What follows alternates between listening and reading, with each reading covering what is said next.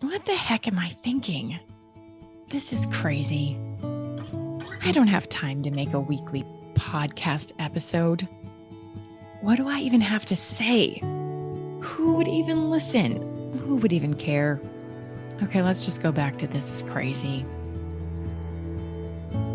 Yes, sad but true. These are the thoughts I've had running through my head since I started thinking about For Our Special Kids. But then I started talking with people and families and moms and dads and caregivers. And so I just went for it. I hit record and I started interviewing experts I have respect for, people I've learned from, people that have changed my life and my daughter Teal's life. So Teal is really the inspiration for this podcast. And I hope you get to know her and her magic during our time together. She's 5 as of April 2022 during this recording. She isn't freely walking yet. She takes steps when she wants to, but still seems to prefer the ever hard to watch knee walking on our hardwood floors. Her poor knees. And she isn't fully talking yet. She's extremely communicative and makes many words and phrases we just don't always understand. She's a master, however, at communicating what she wants and how she wants it and who she wants it from. She just isn't always using the words that we understand to do it. I should also tell you that Teal is an empath. She's a healer and she's telepathic. This is not her first go around. She is an extremely old soul. Teal sees the world in a very different way. And she's way smarter than me. Teal has opened my eyes to the magic and the wonder of this world we live in. And I truly hope one day she can come on here with me to share her story. I know it's one worth waiting for, that's for sure. So what are we going to cover this season on For Our Special Kids? Let me play you some clips. In this segment, Denise Carell speaks about connecting with the love and the magic of your child. Especially if it's a quiet moment where if you're just together, you're sitting and reading a book with your little person, you're not asking for any input back from them. And then all of a sudden, I just got willies from head to toe. You feel like you hear in your head, or you feel this amazing sense of love.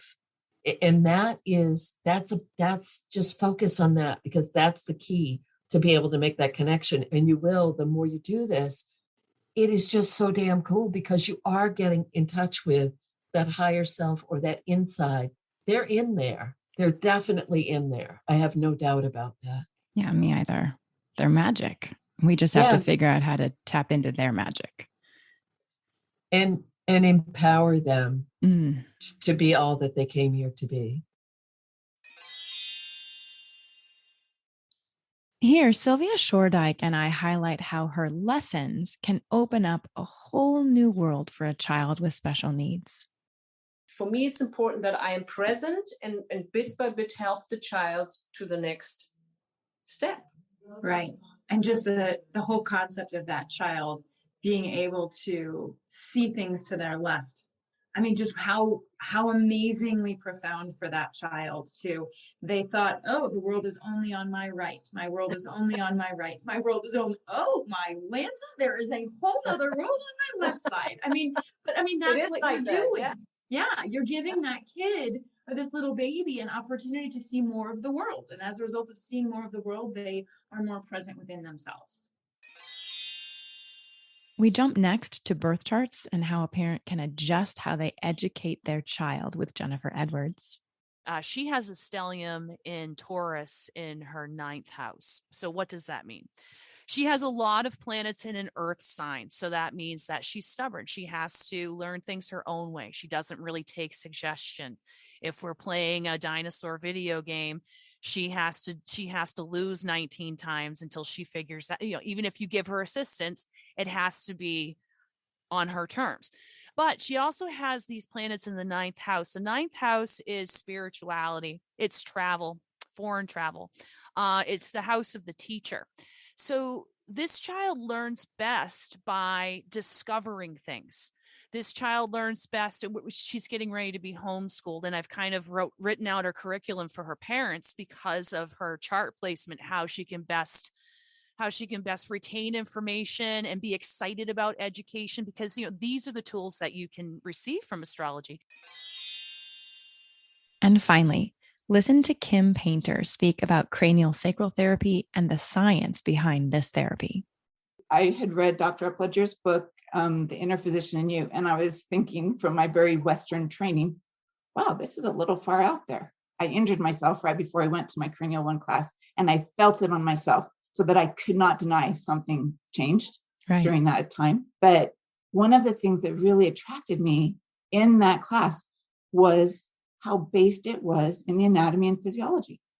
And that is not pseudoscience. You can dissect out the intracranial membrane system and put a slight pull on it and feel the sacrum move.